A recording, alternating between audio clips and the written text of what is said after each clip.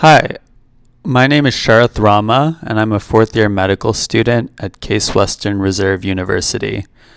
Today, I'm going to be presenting a case of vancomycin-induced stress syndrome that I saw while rotating at Metro Health Medical Center in Cleveland, Ohio. So, the patient is a 61-year-old male with a history of total knee arthroplasty and bipolar disorder who presented to our ED complaining of new onset rash, nausea, aches, and subjective fever. He described the rash as dry, pruritic, and burning. The rash started from the neck and spread diffusely over 7 to 8 days to cover most of his body.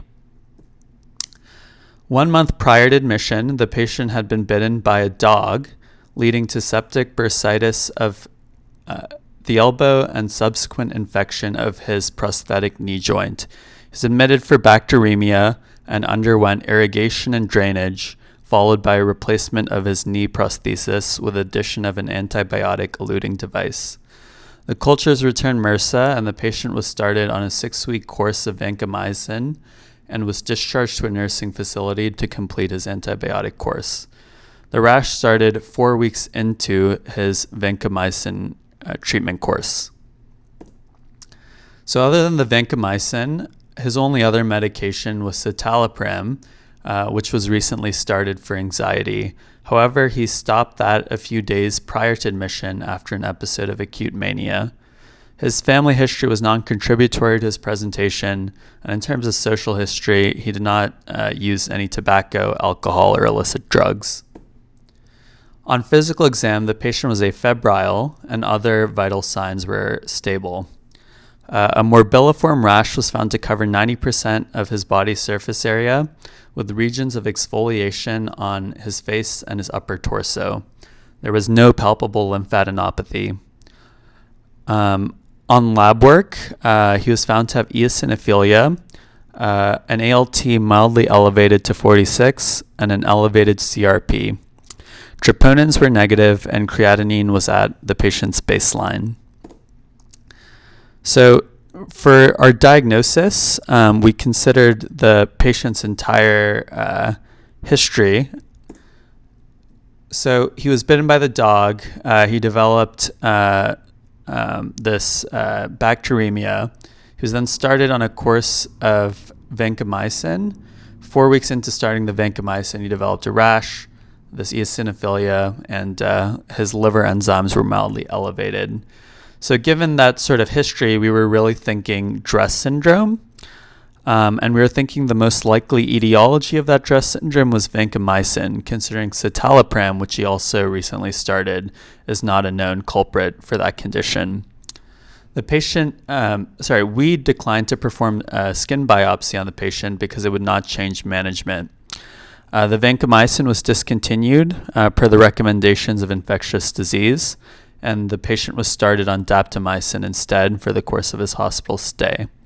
The patient improved during the admission, and he was discharged home on high-dose prednisone and topical corticosteroids for his rash, and oral linezolid in place of the daptomycin as his homegoing antibiotic. So just some background on DRESS syndrome. So DRESS stands for drug reaction with eosinophilia and systemic symptoms, and it's an adverse drug-induced hypersensitivity reaction. So here you can see 2 pictures from a review article that sort of show a morbilliform skin rash similar to what we saw in our patient, covering much of his body surface area. So there's a heterogeneous presentation that may involve the skin rash, eosinophilia, lymphadenopathy, and also the involvement of several different visceral organs, including the heart, the lungs, the kidney, and the liver.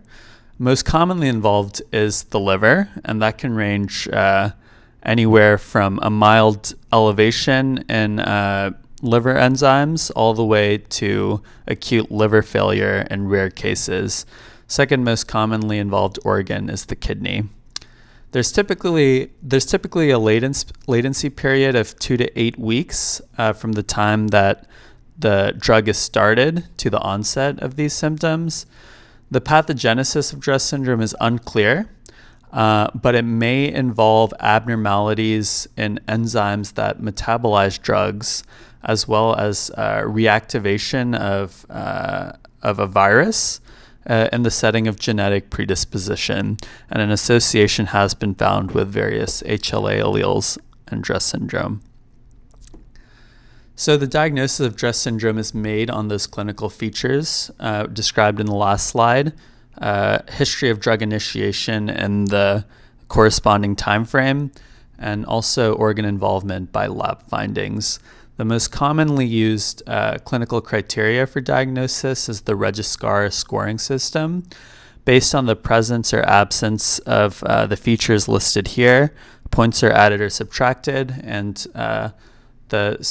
based on the sum total, 4 to 5 is considered probable, and 6 or more is considered definite for DRESS syndrome.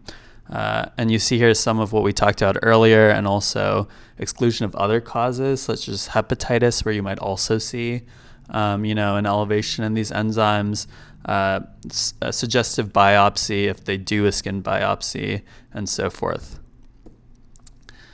Management involves withdrawal of the offending drug and also supportive care, depending on which organs are involved. The most widely recognized offending drugs are the anti-gout medication allopurinol and anti-epileptics, especially carbamazepine. Antibiotics such as vancomycin have been increasingly implicated because of the widespread use of vancomycin in the hospital setting, and often, of course, that use of vancomycin is injudicious. So as far as the takeaways from this case, given that the mainstay of management for DRESS syndrome is identifying and withdrawing the offending medication, it's very important that clinicians recognize less familiar etiology, such as vancomycin. And the main takeaway is include DRESS on the differential when faced with a new onset rash within weeks of starting the medication, even in the absence of classic features such as lymphadenopathy or dramatic visceral organ involvement. And as you can see in our case, we didn't have some of those classic features. Here are the references, and thank you for your time.